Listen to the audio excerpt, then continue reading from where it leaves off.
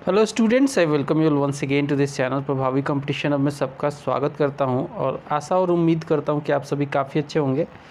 आपकी तैयारी भी बहुत अच्छे से चल रही होगी। दोस्तों, हमने जो लूसेंट की सीरीज़ स्टार्ट की है सब्जेक्टिव वाली, उसमें मिडाइवल का एक टॉपिक छूट गया था। इनफैक्ट मैंने इसको रिकॉर्ड किया था बट ओरिएंटेशन चेंज हो गया था मेरा एक्चुअली। उसका जो है पोर्ट्रेट में आ गया था, लैंडस्केप में नहीं आया था। कुछ इस तरीके से रिकॉर्ड हो गया था, तो उसकी वजह से मुझे दोबारा बनाना पड़ रहा है ये। तो religious movement in 15th and 16th century हमारा मिडिवल हिस्ट्री का पार्ट है, जिसे हम इस पार्टिकुलर वीडियो में कवर करेंगे। छोटा सा टॉपिक है, बहुत जल्दी कवर हो जाएगा। तो चैनल पे नए हैं और ऐसे ही कंटेंट देखते रहना चाहते हैं तो ज़रूर सब्सक्राइब कीजिए, क्योंकि आपको हेल्प तो मैं करूँगा, इसमें कोई डाउट नहीं है। किसी प्रकार का हेल्प हो आप कमेंट कर सकते हैं, कुछ भी गाइडेंस चाहिए हो आप बोल सकते हैं। Definitely I would try my level best. तो स्टार्ट करते हैं इस पर्टिकुलर टॉपिक को, जो कि है भक्ति मूवमेंट। ठीक है, रिलीजियस मूवमेंट में भक्ति मूवमेंट और सूफी मूवमेंट हुए थे 15वीं और 16वीं सेंचुरी में। एक बार ये पहले भी हो चुके थे। ठीक है, भक्ति मूवमेंट पहले भी हो चुका था, लेकिन सूफी मूवमेंट खासकर इसी पीरियड में हुआ है, तो दोनों को जानेंगे। तो भक्ति मूवमेंट से आपका मतलब क्या है? सो मेन जो इसका डॉक्ट्रिन है, द भक्ति movement was based on doctrine that the relationship between God and man is through love and worship. इसमें क्या है, सिंपल आप समझ सकते हैं कि एक मान लीजिए आपने गॉड है, ठीक है, मानते हैं हम लोग गॉड को, और हम हैं इंसान। हम क्या करते हैं, बिल्कुल डिवोट होके पूजा करते हैं, वर्शिप करते हैं, उनको प्यार करते हैं, उनको दिल में बिठाते हैं और मानते हैं कि मैं जो कुछ भी हूँ या फिर मेरा जो कुछ भी होगा वो भगवान के द्वारा ही होगा, गॉड के द्वारा ही होगा। तो ये भक्ति होता है। इसमें क्या है ना, आप कुछ भी नहीं सोचते सही गलत क्या है, कुछ नहीं सोचते, आप सीधा ध्यान लगाते हैं और कनेक्ट करने की कोशिश करते हैं, थ्रू रिलेशनशिप बनाने की कोशिश करते हैं, थ्रू लव एंड वर्शिप। इसे ही हम भक्ति कहते हैं। सिंपल शब्दों में दो तरीके का है ये। एक होता है निर्गुण फॉर्म, जिसमें हम भगवान का कोई भी फॉर्म मानते नहीं हैं। जैसे कि हम ऐसे ही मान लेते हैं कि भगवान भगवान ही है, बस हम उसको किसी रूप में नहीं देखते हैं, किसी फॉर्म में नहीं देखते हैं। जैसे कि इन जनरल जो सगुना वाले होते हैं वो क्या करते हैं, भगवान को एक रूप में देखते हैं, पत्थर में भी भगवान को मानने लगते हैं।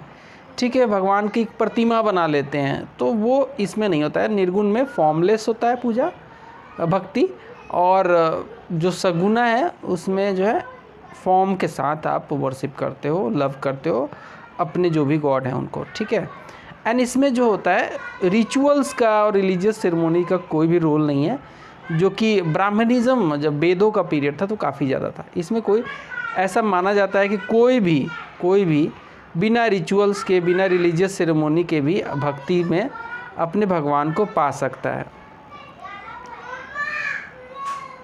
चलिए आगे देखते हैं, अगला पॉइंट देखते हैं। So it was in South India for the first time that Bhakti movement grew from a mere religious doctrine to a broad-based popular movement based on social and religious equality. तो देखिए होता क्या है कि south में अलवर्स और नया nurse, Alvars जो थे ये विष्णु के पुजारक थे। विष्णु को जो पूजा करते थे, उनकी पुजारक नहीं कह सकते, जो मानते थे, इमोशनल साइड जिनका विष्णु के लिए था, वो अलवर कहलाए। और एक थे नया नर्स जो थे वो सेवाइट थे, शिव के लिए वो पूरा डिवोटेड थे। तो ये साउथ में ही स्टार्ट हुआ था और ये एक तरीके का ऐसा मूवमेंट चला जिसमें सोशल एंड रिलीजियस इक्वालिटी को दिखाया गया कि भाई ऐसा नहीं है कि एक ब्राह्मण है तो वो पूजा पाठ और ये सब कर सकता है, और एक शूद्र है, वैसे है तो वो नहीं कर सकता है। तो ये सोशल और रिलीजियस इक्वालिटी के लिए भी काफ़ी इम्पोर्टेंट हो जाता है, क्योंकि इसमें किसी भी वर्ग का व्यक्ति वुमेन, बच्चा, कोई भी हो, बूढ़ा बुजुर्ग कोई भी हो, वो डिवोट कर सकता है अपने आप को किसी न किसी गॉड के लिए, वो लव अफेक्शन दिखा सकता है। So it was led by popular saint poet called Alvars, and Alvar basically were those who represented emotional side of Vaishnavism through collective songs called प्रबंधास। तो ये प्रबंधास एक कलेक्टिव सॉन्ग था इनका, जिसके थ्रू इन्होंने कनेक्ट किया अपने आप को, and it declined after 10th century. 10वीं सेंचुरी के बाद ये धीरे धीरे डिक्लाइन हो गया, but it was revived again as a philosophical and ideological movement by Acharyas. So Acharyas कौन थे? So Acharya was those who represented the intellectual side of, देखो यहाँ पे इमोशनल नहीं, यहाँ पे इंटेलेक्चुअल साइड ऑफ वेस्टर्निज्म को इन्होंने दिखाया 11वीं सेंचुरी में। हमने देखा था कि अलवर्स जो थे वो इमोशनल साइड से जुड़े थे वेस्टर्निज्म से, बट यहाँ पे आचार्य जो थे इन्होंने रिवाइव किया इसको, और इन्होंने जो रिवाइव किया उसका बेसिस था इंटेलेक्चुअल साइड ऑफ वेस्टर्निज्म। ये 11वीं सेंचुरी में इन्होंने रिवाइव किया। Most important among them was Ramanuja. Ramanuja काफ़ी फेमस होता है, ठीक है, और इनका डिसाइपल जो थे रामनंदा, जो कि कबीर के गुरु माने जाते हैं। He took it to North India. देखो रामानुज साउथ इंडिया में फेमस थे, बट रामनंदा जो इनके डिसाइपल थे उन्होंने इस चीज़ को, अलवर्स की थ्योरी को, आचार्यस की थ्योरी को, वैष्णविज्म को, भक्ति मूवमेंट को कह सकते हैं, ओवरऑल नॉर्थ इंडिया में इन्होंने इसको लेके आए, इसको यहाँ तक फैलाए। मेन फीचर क्या है भक्ति मूवमेंट का? तो भक्ति मूवमेंट या फिर भक्ति कह लें तो मेन इसका फीचर कुछ है, मैं बताऊंगा। जैसे number 1, it discarded rituals and sacrifices. पहली बात कि इसने रिचुअल्स को नहीं माना, सैक्रिफाइसेस को भी नहीं माना। So it discarded rituals and sacrifices and it emphasised purity of heart and mind, ठीक है। It emphasised purity of heart and mind, humanism and devotion, ठीक है। पहला तो ये कि it discarded rituals and sacrifices. दूसरा ये कि it emphasised purity of heart and mind, humanism and devotion. Third, it monotheistic nature में था, मतलब कि भगवान एक होते हैं, गॉड एक है, इनका मानना था। मोनोथेइस्टिक नेचर का है ये। And God has either form, that is Saguna, that is form के साथ। जैसे मैंने शुरू में ही एक्सप्लेन किया था कि सगुन वाले जो है ये मानते थे कि भगवान का कोई ना कोई फॉर्म है, जैसे कि बराह के रूप में भी भगवान को माना गया है। हम कहें तो नंदी जैसे एक एग्जाम्पल है, तो नंदी एक क्या है? नंदी एक बैल है, तो बैल के रूप में भी माना गया है। डिफरेंट फॉर्म में गणेश भगवान को देख सकते हैं आप, फॉर्म में माना जाता है। एक होता है फॉर्मलेस, जिसमें गॉड का कोई भी फॉर्म नहीं होता है।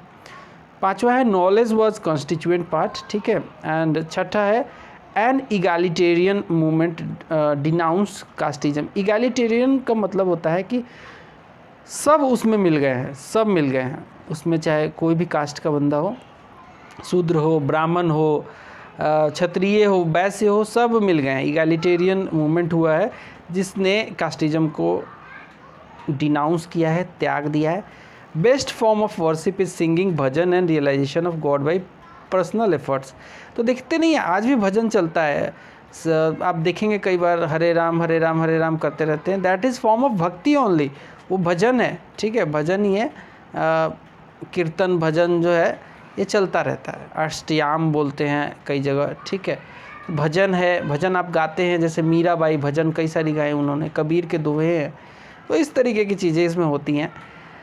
And no need of priestly class, इसमें प्रीस्टली क्लास का कोई भी नीड नहीं है, कोई भी बंदा डिवोशन कर सकता है। आप जाइए कहीं भी बैठिए शांति से, और वहाँ पे आप अपने मन में भगवान को ले आइए, उनसे जुड़ने की कोशिश कीजिए। That is all about it. So Saint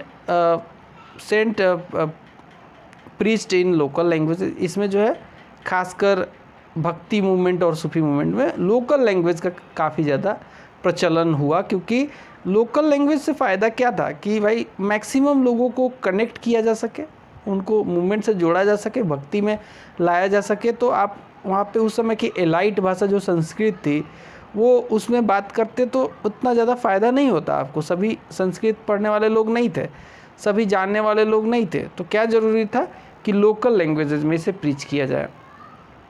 अब हम देखेंगे कि फ़िलोसफी और उसके फाउंडर कौन कौन थे, ठीक है। तो ये फ़िलोसफी के और इसके फाउंडर कई बार सवाल में पूछा जाता है एग्ज़ाम में, ठीक है, एग्ज़ाम में ये सवाल पूछ लिया जाता है। तो विशिष्ट अद्वैत ये एक फ़िलोसफी है, विशिष्ट अद्वैत, इसके फाउंडर माने जाते हैं, इसके फाउंडर माने जाते हैं रामानुजाचार्य, ठीक है। विशिष्ट अद्वैत के फाउंडर कौन माने जाते हैं?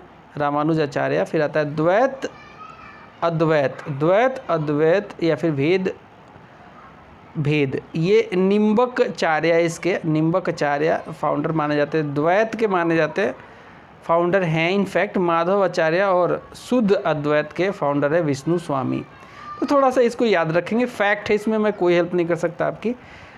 भक्ति सेंट्स की बात करें तो रामानुज काफ़ी फेमस हुए। ये वही रामानुज है जो कि साउथ में बहुत ज़्यादा फेमस हुए। इनके जो एक शिष्य थे जिन्होंने भक्ति मूवमेंट को नॉर्थ इंडिया में काफ़ी प्रोपोगेट किया, वो थे रामानंदा। तो पहले बात कर लेते हैं हम रामानुज, ठीक है, रामानुज की बात कर लेते हैं। So the Vaishnav saint of from South India, the earliest exponent of Bhakti movement and Vishishta Advaita philosophy, ठीक है, 1017 से 1137 तक देख सकते हैं। 120 साल हो गया ना, 120 साल जिए हैं ये। तो रामानंदा 14 से 15वीं सेंचुरी। अब देखिए, आप कहिएगा कि ये तो 10वीं 11वीं सेंचुरी में थे, 11वीं सेंचुरी में, तो ये रामानंदा 14वीं 15वीं, तो कैसे शिष्य हो गए? तो भाई शिष्य आप ज़रूरी नहीं है कि उनसे डायरेक्टली आप उनसे शिक्षा लें, उनकी शिक्षाओं को पढ़ के भी आप शिष्य बन सकते हैं।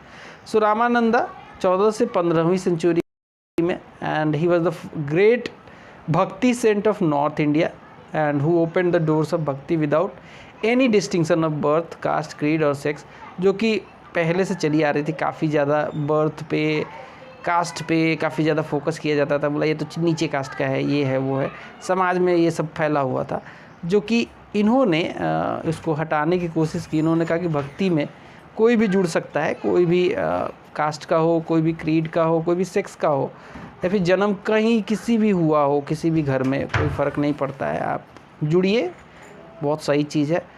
और इन्हीं के शिष्य थे कबीर। तो ये कई बार पूछा जाता है कि हु वाज द डिसाइपल और रेडिकल डिसाइपल ऑफ रामानंदा, तो करेक्ट आंसर होगा Kabir. So the most radical disciple of Ramananda was Kabir, and Kabir was who opposed to caste, creed, image, worship. अब भाई शिष्य ही थे रामानंदा के जो कि खुद ही कास्ट, क्रीड, सेक्स के अगेंस्ट में रहते थे। तो ये भी कास्ट, क्रीड और यहाँ पे इमेज वर्शिप देख सकते हैं आप, मूर्ति पूजा के बिल्कुल अगेंस्ट थे। अननेसेसरी रिचुअल से चाहते नहीं थे कि लोग फॉलो करें। And he sought to remove distinction between Hindus and Muslim and believed in social unity. हमेशा बोलते थे कि हिंदू मुस्लिम, हिंदू मुस्लिम, हिंदू मुस्लिम मत करो। खुद ही एक जलहुआ फैमिली से बिलोंग करते हैं। इन पे काफ़ी मतलब हिंदू मुस्लिम का इन पे भी लोग कर देते हैं कि नहीं वो मुस्लिम थे, हिंदू थे। जो बंदा खुद ही बोल रहा है कि हिंदू मुस्लिम मत करो, डिस्टिंक्शन मत करो, उसी पे लोग वो उठाते हैं। खैर, तो ही believed in social unity. And उसके बाद आते हैं गुरु नानक का पीरियड जो है 1469 में इनका जन्म तालवंडी में होता है और 1538 में तक ये इनका जीवन काल रहा।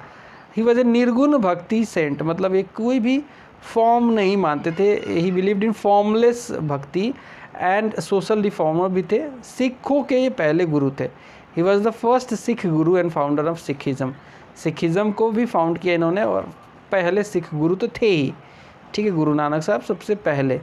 फिर आते हैं चैतन्य महाप्रभु, 1486 से लेकर 1533 तक का इनका पीरियड रहा। One of the greatest saint थे ये, कृष्ण भक्ति कल्ट के, एंड फाउंडर थे गौड़िया या फिर बंगाल वैष्णविज्म के। बंगाल असम में काफ़ी फेमस हैं ये, ठीक है। इनका जो प्रतिमा अभी भी आप देखोगे, जो पिक्चर्स वगैरह, पोस्टर वगैरह, तो इनके हाथ में नारद के जैसा वो एक कापुची करने वाला, क्या बोलते हैं उसको, वो रहता था, नारायण जैसे करते थे। So he was one of the greatest saint of Krishna bhakti cult and founder of Gaudiya या फिर बंगाल वैष्णविज्म। तो कृष्ण जो है माना जाता है कि वो फॉर्म ही है किसके, विष्णु के। तो ये बंगाल वैष्णविज्म के ये फाउंडर थे एंड कृष्ण भक्ति कल्ट के फाउंडर थे। विद्यापति बिहार से रिलेटेड है, मैथिली रीजन से। तो 14 से 15वीं सेंचुरी में काफ़ी फेमस हुए, मैथिली सेंट रहे हैं, पोएट भी रह चुके हैं। He was who wrote 1000 of love ballads इन्होंने लिखे हैं। राधा कृष्ण से रिलेटेड पदावली भी इन्होंने लिखी है। क्या था, पुरंदर दास का पीरियड 1480 से लेकर 1564 तक रहा। He was the foremost and most prolific Vaishnav, ठीक है, foremost and the most prolific Vaishnav थे एंड सेंट कंपोजर थे। कर्नाटका में ये फेमस हुए। He believed to have laid the foundation of the modern phase of Karnataka music. यदि मीराबाई को कौन नहीं जानता है, एक राजपूत फैमिली से बिलोंग करती थी, राजपूत प्रिंसेस भी थी, डॉटर इन लॉ थी राणा सांगा जो कि काफ़ी फेमस है हिस्ट्री में, राणा सांगा मेवाड़ वाले। इनकी ये पत्नी भी थी, डॉटर इन लॉ थी, सॉरी, मतलब राणा सांगा के बेटे से शादी हुई थी इनकी। एंड नहीं बनती थी दोनों की, क्योंकि ये गुम थी बिल्कुल, कृष्ण को लेकर भक्ति में जुड़ी हुई थी। राधा का भी शाम हो तो मीरा का भी शाम, ये गाना आपने सुना होगा। So the most well known women bhakti saint of Krishna cult of Vaishnavism कहते हैं वल्लभाचार्य। वल्लभाचार्य का पीरियड 1479 से लेकर 1531 का रहा। He was a great saint of Krishna bhakti cult again of Vaishnavism who propounded the philosophy of Pushti Marg. Philosophy of Pushti मार्ग इन्होंने प्रोपाउंड किया। फिर आते सूरदास। सूरदास का भी संबंध कृष्णा से ही है। आपने कृष्ण लीला में देखा होगा, सूरदास को श्राप मिल जाता है, वो कुछ चुरा के खा लेते हैं और तो गरीब ही रह जाते हैं बेचारे, ऐसी कुछ कहानी है। सो सूरदास का पीरियड है 1483 से लेकर 1563 तक का। He was a blind poet of Agra and he sang the glory of Krishna in Sursagar. Surdas, ठीक है।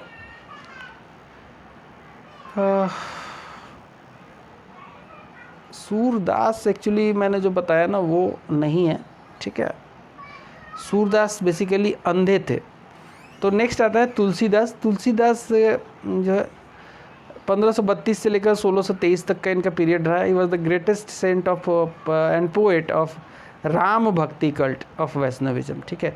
राम को भी अगेन वैष्णविज्म का ही एक पार्ट माना जाता है, इनकारनेशन माना जाता है विष्णु का।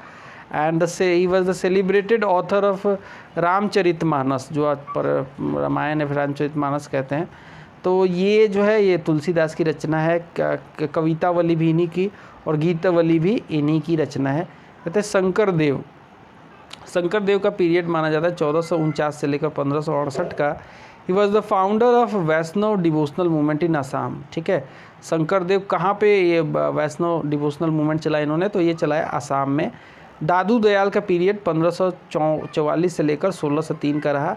और ये निर्गुण सेंट, अगेन निर्गुण को बोलूँगा मैं कि फॉर्मलेस जो है भक्ति का सेंट थे। And belonging to tanner caste. Tanner मतलब जो चमड़ा निकालने का काम करते हैं ना वो। And who was born in Gujarat but spent his whole life in Rajasthan and founder of Dadu Panth के ये भी यही फाउंडर थे। त्यागराज नाम से आप समझ सकते हैं कि साउथ इंडिया में होंगे। सो त्यागराज तमिलनाडु से बिलोंग करते थे। एक तेलुगु सेंट थे who spent his life in Tamil Nadu, ठीक है। तेलुगु सेंट थे, तेलुगु मतलब आंध्रा टाइप के बिलोंग करते, बट लाइफ इन्होंने तमिलनाडु में निकाली। And he was the greatest saint composer of Carnatic music. He adorn God in the form of Ram, the incarnation of Vishnu and hero of Valmiki Ramayana. तो ये सब जानते ही हैं इसके बारे में, ठीक है। नाम के बारे में कौन नहीं जानता। सो भक्ति सेंट ऑफ महाराष्ट्र धर्म का एक बार बात कर लेते हैं। भक्ति सेंट ऑफ महाराष्ट्र धर्म, बहुत सारे जो भक्ति के सेंट हुए वो महाराष्ट्र से बिलोंग करते थे। तो ज्ञानेश्वर और या फिर उन्हें ज्ञान देव भी कहा गया है। 1271 से 1296 का पीरियड काफ़ी फेमस रहा इनका। ही was the fountain head of Bhakti movement in Maharashtra इनको माना जाता है। He was the founder of Marathi language, very important, ठीक है। देखिए कैसे एक लैंग्वेज जो है भक्ति सेंट के द्वारा फाउंड किया जा रहा है। तो ये मैं बात कर रहा था ना कि कैसे ये लोग रीजनल लैंग्वेज को प्रमोट करते थे ताकि जो है इनकी मूवमेंट जो है जनता तक पहुँचे मैक्सिमम तक। So he was the founder of Marathi language and literature and he was who wrote a long commentary on Bhagavad Gita called Bhavarth Deepak, ठीक है। Bhavarth Deepak, more commonly known as Dnyaneshwari, ठीक है। एक और इम्पॉर्टेंट 2-3 इम्पॉर्टेंट नाम है, तुकाराम, एकनाथ, नामदेव, ये सब में सब महाराष्ट्र से बिलोंग करते हैं। सवाल कैसे आता है ये कहाँ से बिलोंग करते हैं, इनमें से कौन सा महाराष्ट्र से बिलोंग नहीं करता है, तो आपको ध्यान होना चाहिए। अब आती है बात नामदेव की। तो नामदेव का पीरियड 1270 से 1350 का है। He was a contemporary of Dnyaneshwara के कंटेम्प्रोरी थे। He was a tailor by caste थे and was opposed to all caste distinction, सारे कास्ट के डिस्टिंक्शन को अपोज करते थे। The object of his devotion was Vithoba और Vithal, that is identified with Vishnu of Pandharpur and the cult of Vithoba और Vithal known as Barkari sect was founded by Namdev. कहते हैं एकनाथ का पीरियड 1533 से 1599 का माना जाता है. He was a great scholar sent from Maharashtra who wrote a commentary on Ramayana called Bhavarth Ramayana. ठीक है, Bhavarth Ramayana, and another commentary on 11th book of the Bhavarth Purana. कहते हैं तुकाराम का पीरियड माना जाता है 1598 से लेकर 1650 का. Again he belongs to where? He belongs to Maharashtra. He was the greatest bhakti poet from Maharashtra. Wrote devotional poems known as अभंगाज करके इसको जाना जाता है, which are the glory of devotional poetry. कहते हैं रामदास का पीरियड जो है, रामदास का पीरियड माना जाता है 1608 से लेकर 1681 तक. And he was the last great saint poet from Maharashtra. And Dasbodha is a compilation of his writing and sermons. देखिए, अब अपने भक्ति मूवमेंट तो देख लिया. Now it's time for Sufi movement. Sufi movement जो था ये इस्लामिक मूवमेंट था, इस्लाम से रिलेटेड था. ठीक है, मुस्लिमों का था. So but most of the things जो थी वो भक्ति मूवमेंट टाइप की ही थी. ठीक है, Sufism is the mystical movement in Islam. The Sufis while accepting the shariat did not confine their religious practice to formal adherence and stress cultivation of religious experience aimed at direct perception of God. तो शरिया क्या है? शरिया एक जो है, शरीयत या फिर शरिया जो कहते हैं, ये एक रूल बुक टाइप का है मुस्लिम लोगों के लिए कि भाई जैसे होता है ना कि शरिया के थ्रू ही आप शासित किए जाओगे, उसमें तमाम चीज़ों का जवाब आपको मिल जाएगा. बट सूफी सेंट ने इसके बियॉन्ड जाके कहीं ना कहीं इन्होंने माना कि गॉड से डायरेक्ट आप कनेक्ट हो कर सकते हो इस मूवमेंट के द्वारा, सूफीज़म के द्वारा. तो इन्होंने एक अलग ही इनका थॉट प्रोसेस था. The Sufi doctrine was based on union with God, जैसा कि भक्ति में भी सेम ही था, which can be achieved through love of God. देखो वहाँ पे भी लव ऑफ गॉड था, प्रेयर वहाँ पे भी था, फास्ट वहाँ पे मतलब अब तो फास्ट भी होता है, शुरू से ही पार्ट था. एंड रिचुअल्स, उसमें थोड़ा रिचुअल्स नहीं था उसमें, and without reference to Hindu और मुस्लिम. ठीक है, इसमें कोई रेफरेंस हिंदू मुस्लिम का ऐसा नहीं था कि मतलब भक्ति मूवमेंट चल रहा है तो उसको बाइकाट करने के लिए हम सूफी मूवमेंट चलाएंगे, एक हिंदू मुस्लिम कॉम्युनलिज्म को पैदा करेंगे, ऐसा नहीं था. ठीक है, इनफैक्ट कई जगह तो एक दूसरे को सपोर्ट भी करते थे ये लोग. सो मेन फीचर इसकी क्या थी? इट ऑर्गेनाइज्ड इन डिफरेंट सिलसिलाज या फिर ऑर्डर कहते हैं. तो सिलसिला क्या था? सिलसिला बेसिकली जैसे कि एक कोई सेंट होता था, उसके जो टीचिंग्स होती थी उसको फॉलो करने वालों लोगों का एक सिलसिला बन जाता था, सिलसिला या फिर ऑर्डर बन जाता था.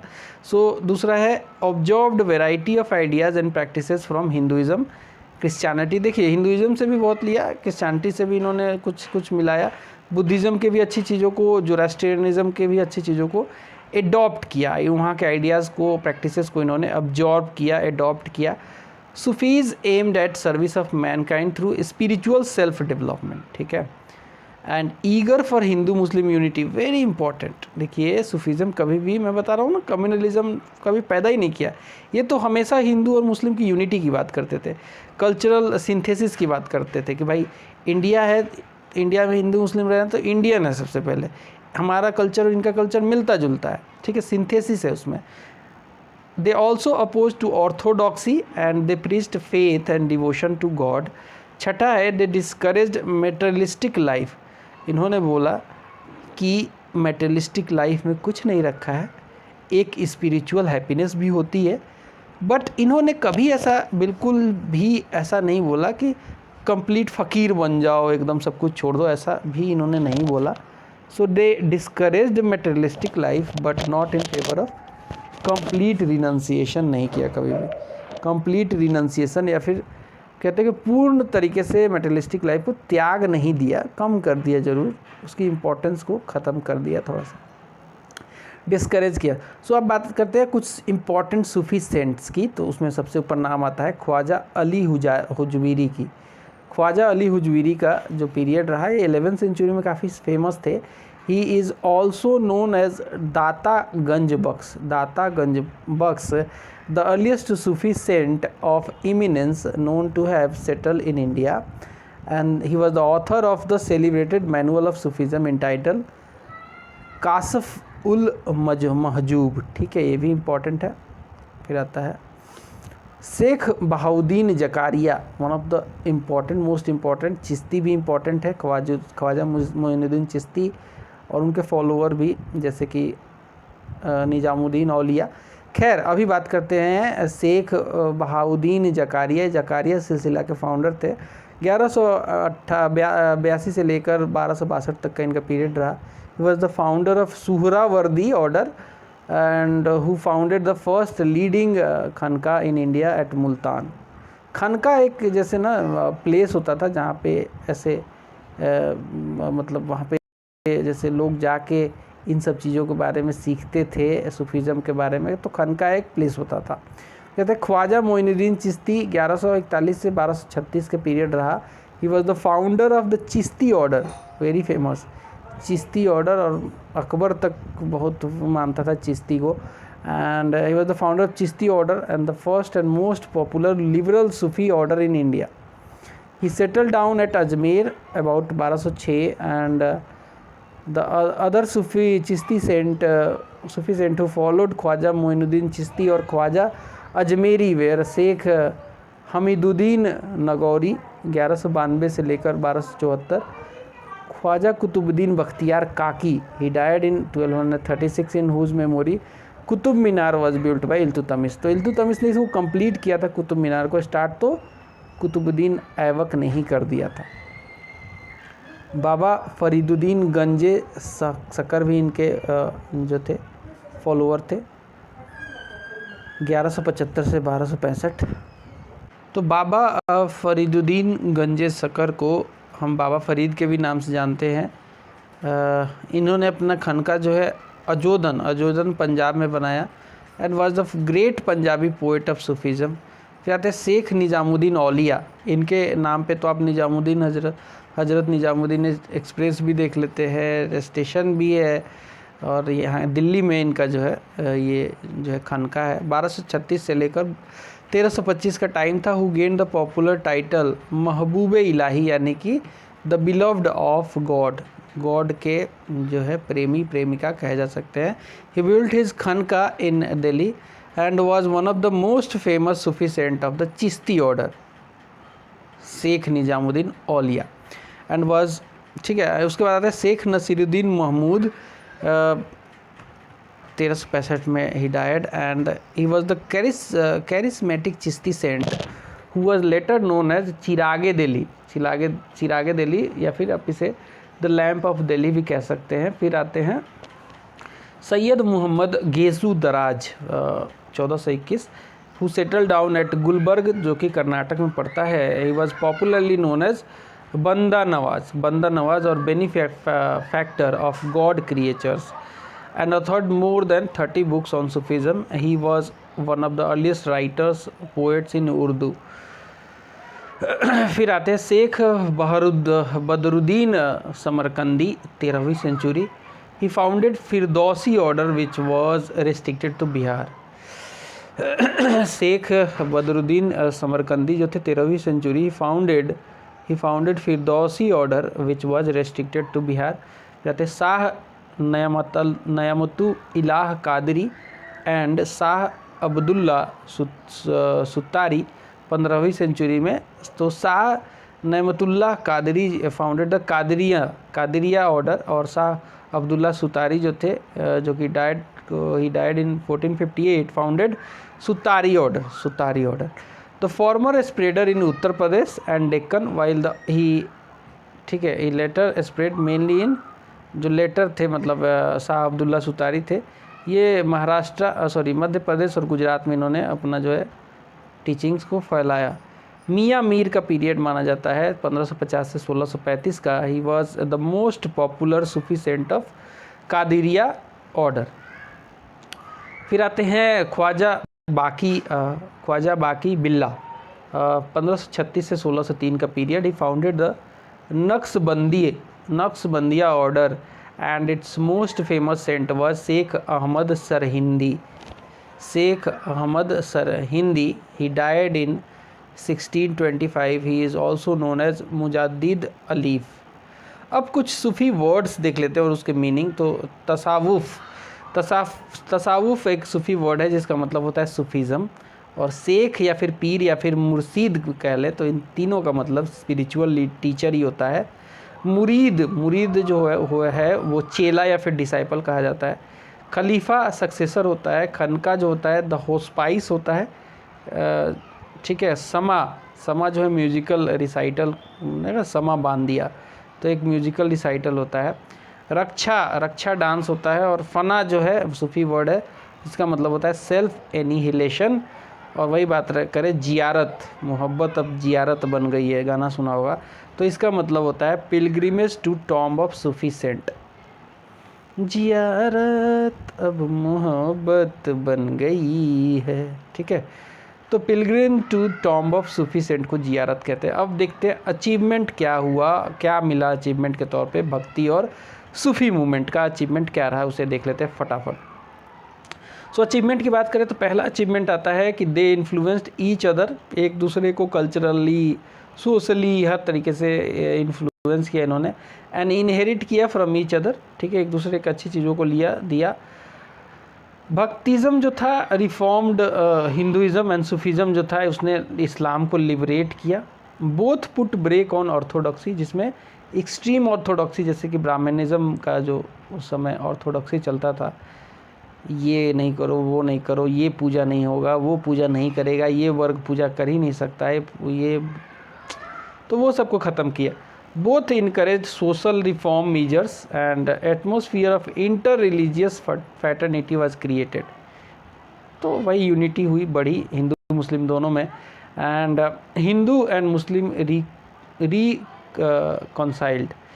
डेवलपमेंट ऑफ रीजनल लैंग्वेजेज हुए, एंड क्योंकि मैक्सिमम जो ये सब रीजनल लैंग्वेजेस में भी ही प्रोपोगेट किए जाते थे।